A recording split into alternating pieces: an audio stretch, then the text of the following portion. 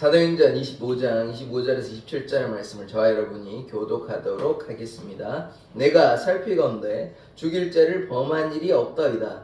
그러나 그가 황제에게 상소한 거로 보내기로 결정하였나이다. 그에 대하여 황제께 확실한 사실을 알릴 것이 없으므로 신문한 후에 상소할 자료가 있을까 하여 당신들아 특히 아그리파 왕 당신의 회를 세워나이다. 27절 같이 읽겠습니다. 그 제목도 밝히지 아니하고 죄수를 보내는 것이 무리한 일인 줄 아나이다 하였더라. 아멘. 하나님께서 역사의 주관자 되심을 믿습니다. 예수 그리스도의 이름으로 기도드립니다. 아멘.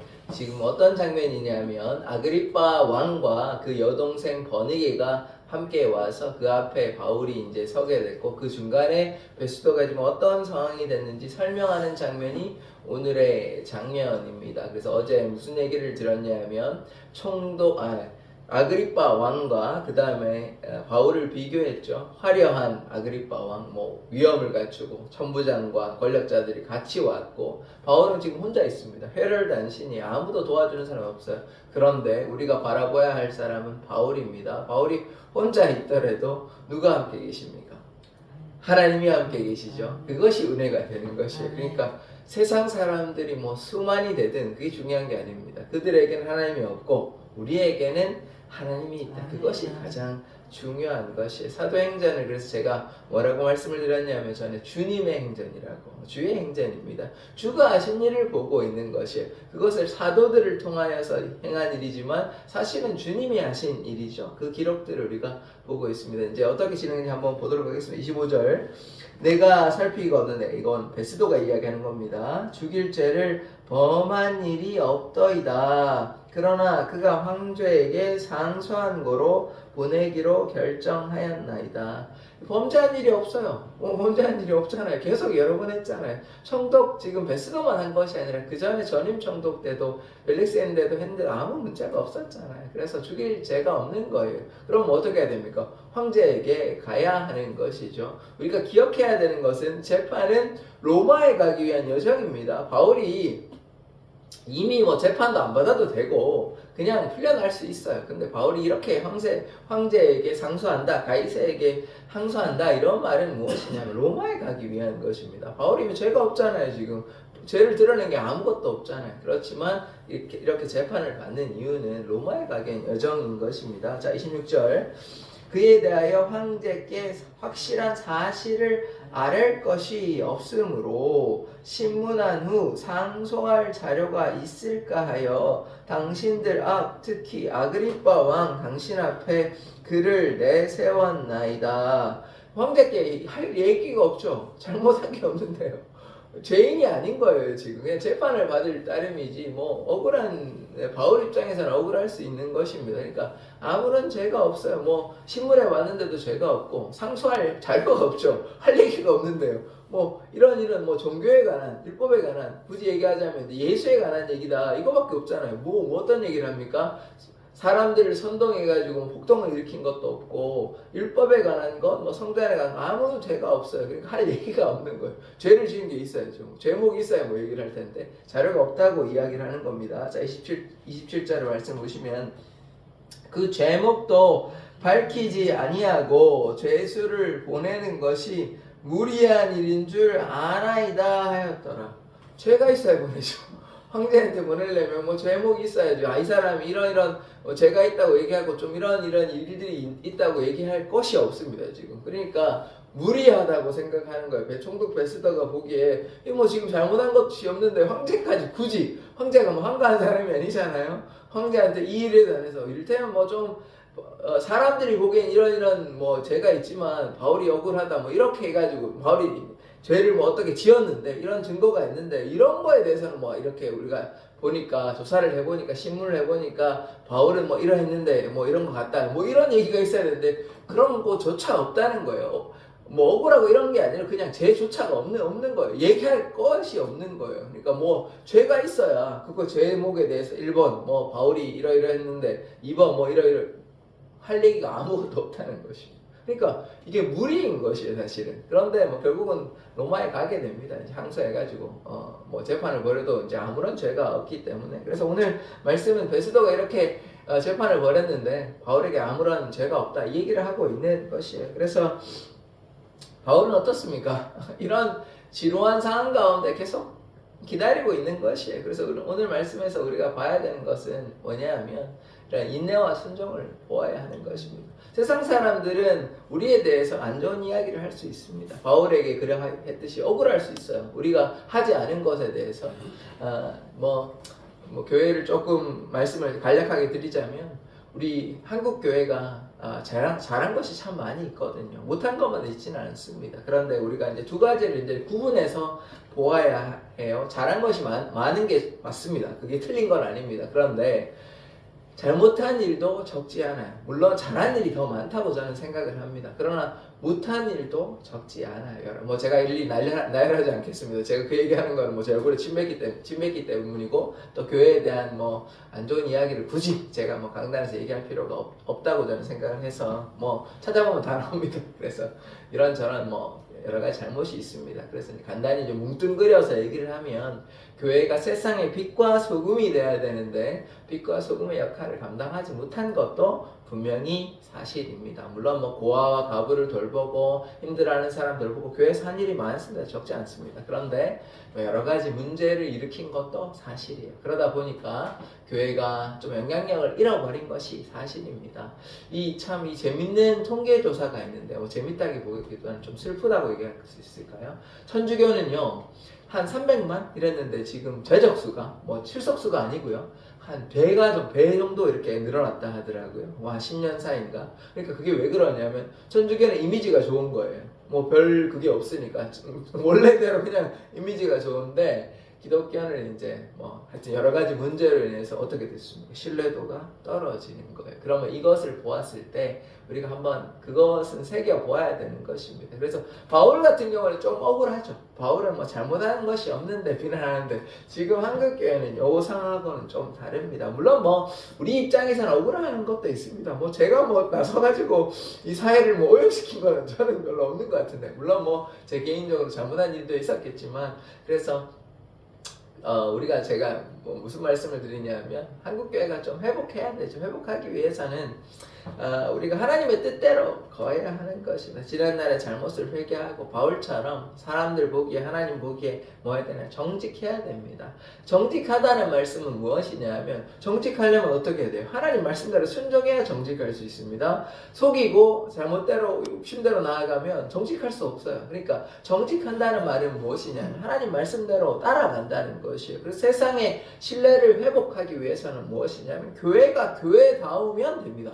하나님 말씀대로 가고 하나님 말씀대로 순종하고 정직하고 거룩하고 정결하면 그 신뢰가 돌아옵니다. 그래서 이 뭐 세상이 악해져서 그런 것도 분명히 있어요. 너무 개인화되고 세상이 욕심을 부려서 그런 것도 분명히 있습니다. 그게 없다는 말씀이 아니에요. 그렇지만 그 한면에 이면에는 상당히 중요한 부분인데 교회가 잘못한 부분이 있기 때문에 그 잘못 때문에 신뢰를 잃은 것도 있습니다. 그래서 우리가 교회가 회복되기 위해서는 우리 제천 사랑의 교회뿐만 아니라 많은 교회가 한국 교회가 합심해서 하나님의 사랑을 증거해야 하는 것이죠. 그러할 때 교회가 회복되고 그러할 때 하나님의 역사가 나타날 줄 믿습니다. 바울이 그러한 삶을 살았다는 것이에요. 바울의 삶을 통해서 교회는 무엇인가? 왜냐하면 바울의 한 성도의 삶이잖아요. 그 성도의 삶이 교회의 모범이 되는 것 아닙니까? 그래서 바울이 어떠한 삶을 살았는지 지금 뭐 자기를 드러냈습니까? 돈과 명예와 권력을 탐했어요?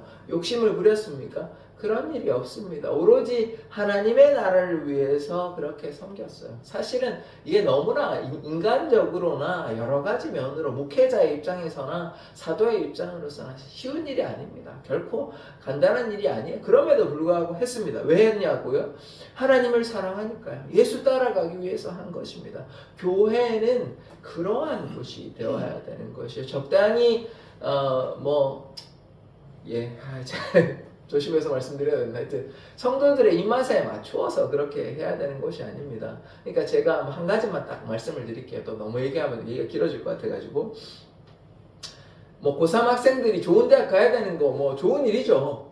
출세하고 성공하면 뭐 좋은 일이죠. 그런데 교회가 뭐 성도들의 출세와 성공을 위해서 있는 것입니까? 그건 아니지 않습니까? 제가 지나친 건가요? 아니죠.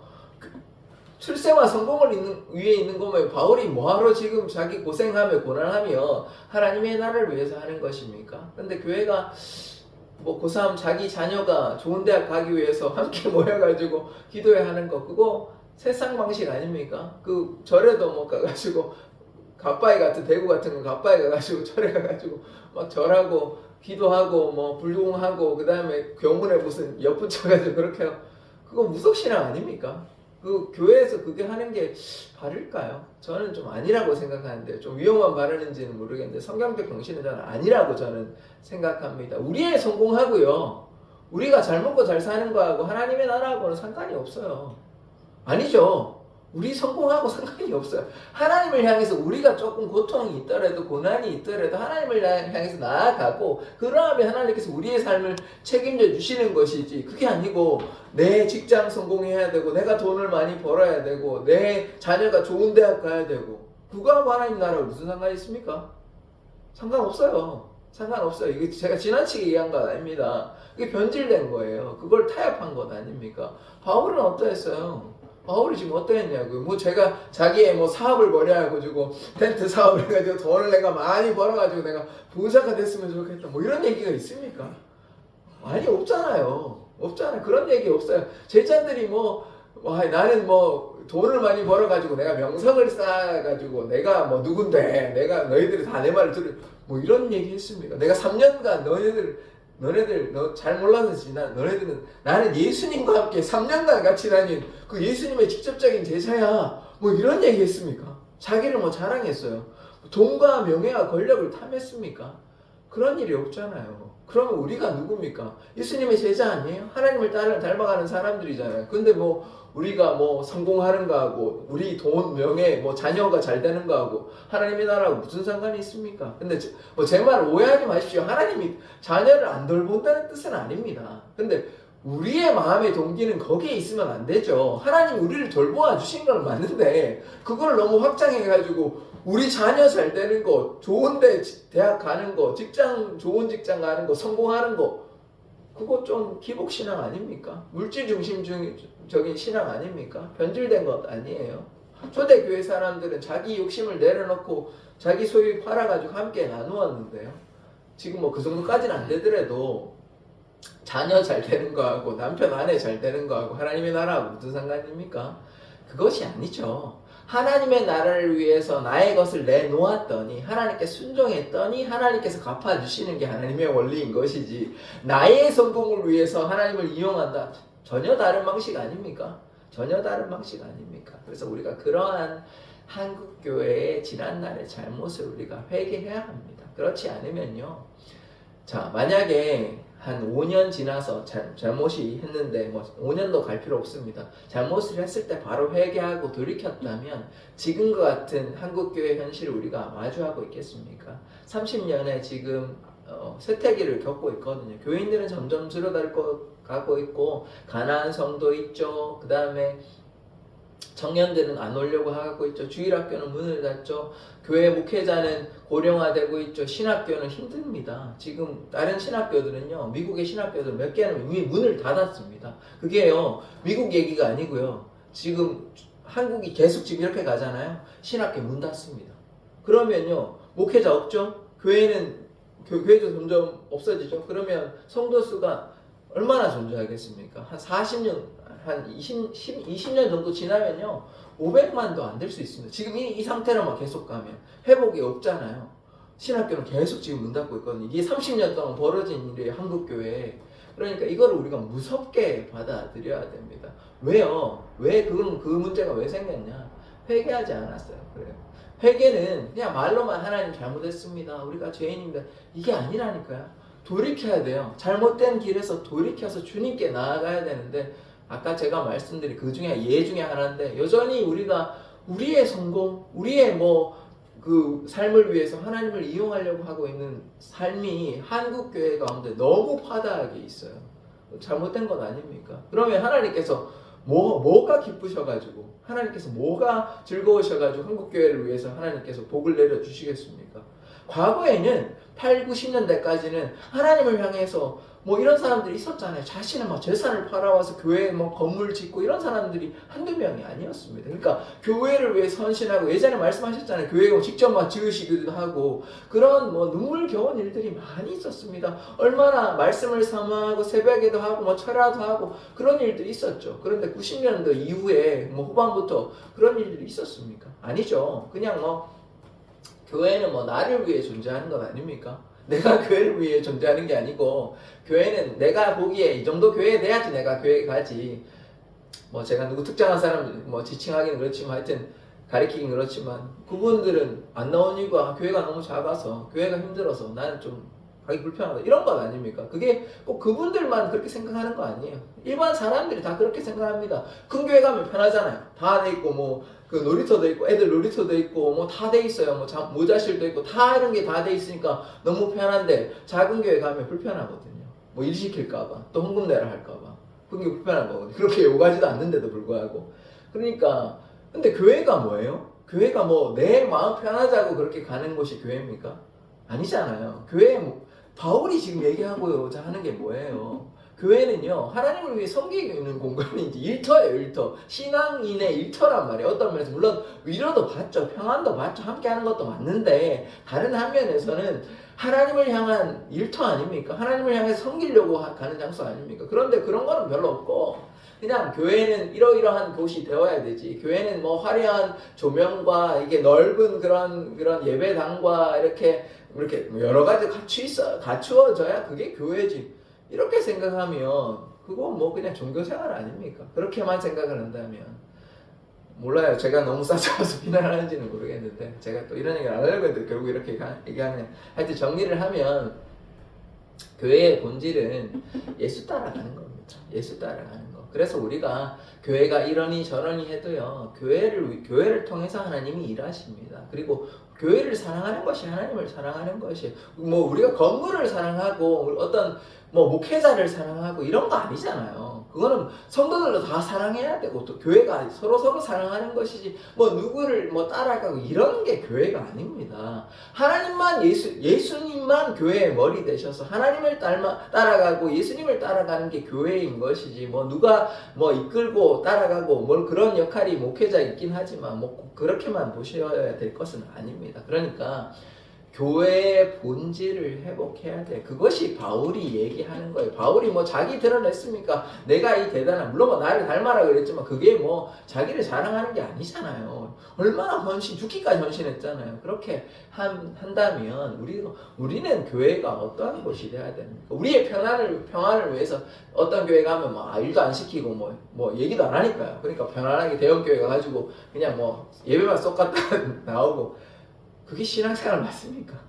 아니잖아요. 그거는 신앙생활 아니잖아요. 그냥 자기 편하기 위해서 그냥 예배 참석했다. 그냥 자기 위안 정도 하는 거잖아요. 하나님 보기에 좀 부끄럽긴 하니까 예배는 참석해야 되겠고 그걸 바른 신앙이라고 얘기할 수 있겠습니까? 그러니까 참된 신앙생활은 교회에 자기의 삶을 들여서 하나님을 섬기는 거예요. 하나님을 섬기는 거.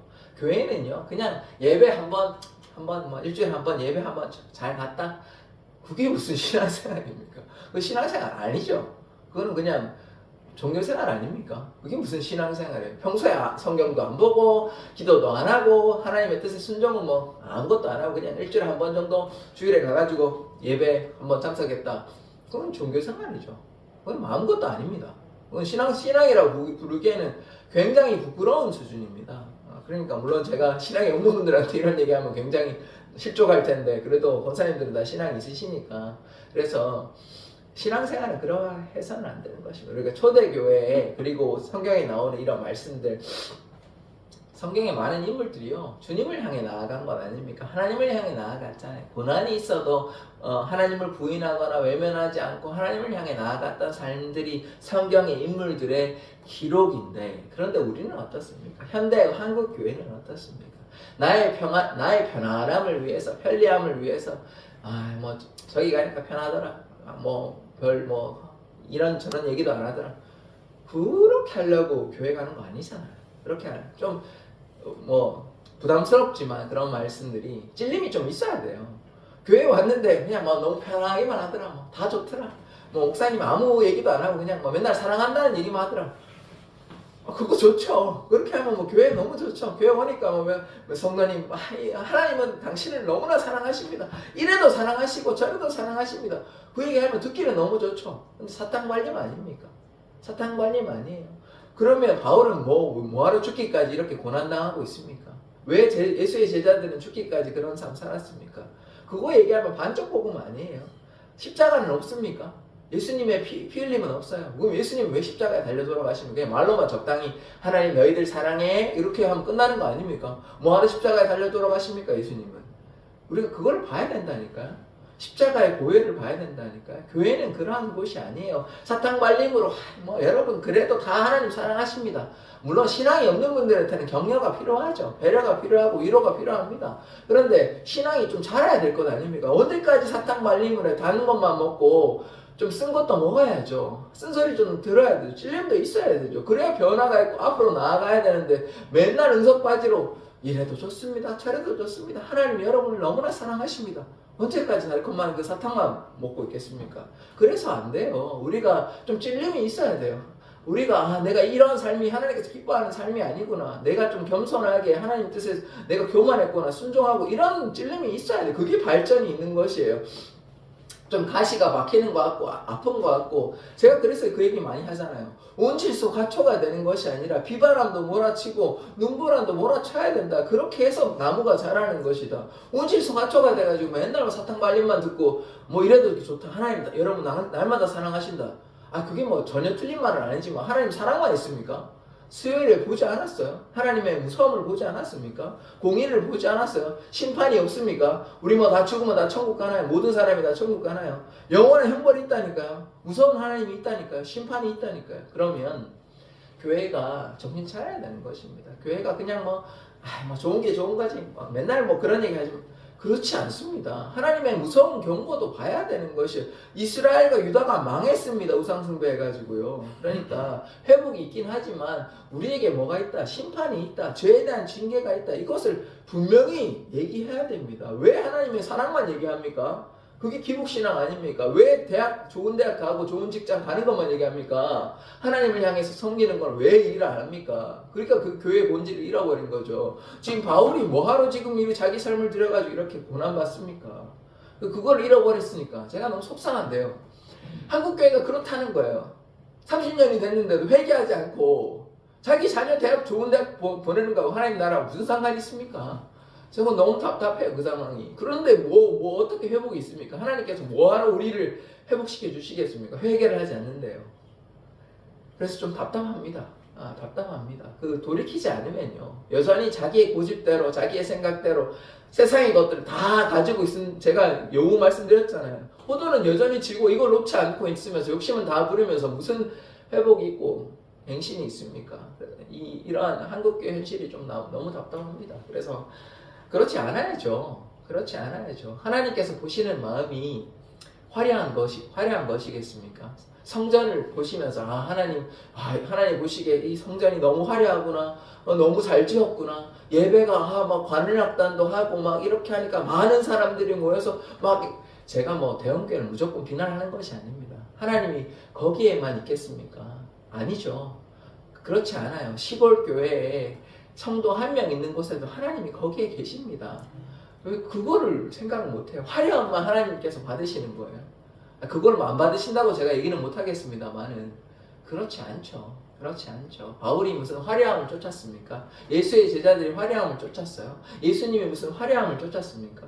거대함을 쫓았습니까? 왜 자꾸 구약의 시선에 그냥 머물러 있어요? 뭐 성전 얘기하고 화려해야 되고 뭐 찬양대 성가대하고 언제까지 구약의 예배만 들을 겁니까? 예수님 안 오셨어요?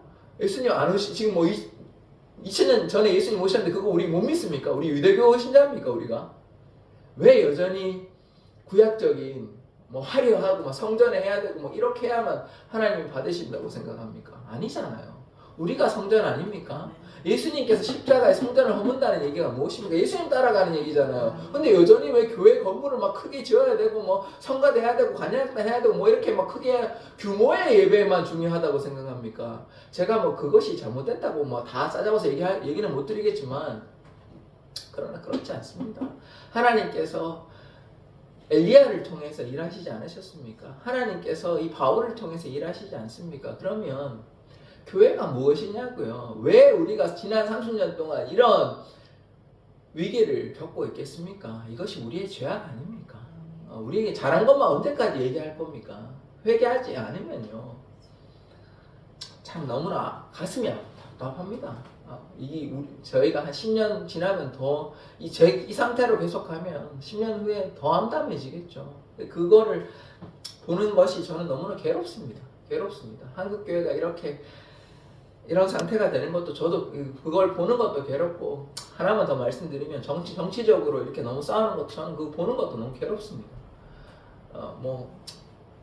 교회를 위해서 헌신, 그것이 맞다고 생각하시기 때문에 그렇게 하시겠지만, 한편으로는 그게 아니라 그러고, 한편으로는 그게 맞다 그러고, 한편으로는 나라가 공산화되고 있다 그러고, 한편으로는 그거 너무 과하다고 얘기하는데, 저는 모르겠습니다. 어쨌든 교회가 본질을 회복해서 주님을 향해 나아갔으면 좋겠습니다. 그래서 그것이 제가 바라는 것이지, 저는 정치도 모르겠고, 다만 교회는요, 예수님 따라가는 곳입니다. 예수님 따라가는 것. 그거를 회복하지 못하면 한국 교회가 참 어려운 시기를 마주하게 될 것입니다. 너무 안타까운 현실이죠. 그래서 그거는 목회자의 문제이기도 하고요.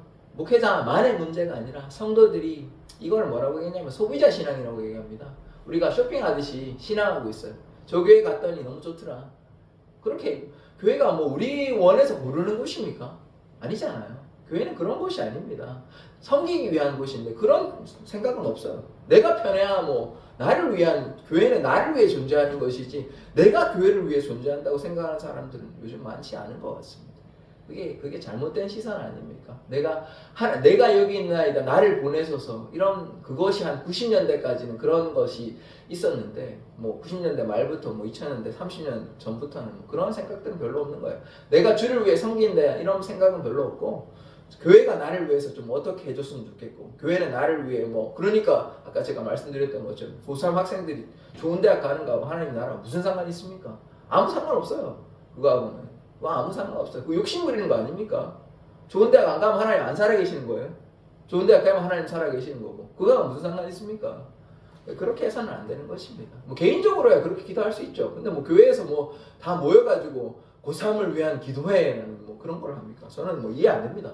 저는 이해 안 돼요. 그게 변질의 시작이라고 저는 단호하게 얘기할 수 있습니다. 교회는 그러한 곳이 아닙니다. 교회는요, 예수를 향해서 섬김을 위해서 나아가는 곳입니다. 그거 안 되면요, 우리 백날 예배해도요, 지금 여전히 이러한 어려운 현실이 계속해서 진행될 겁니다.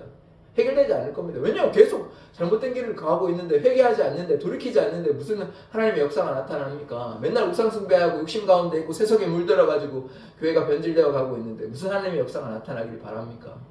그런 회개가 없으면요, 오늘 좀 짧게 설교하려고 했는데 또 말하다 보니까 흥분해가지고, 하여튼 안타깝습니다.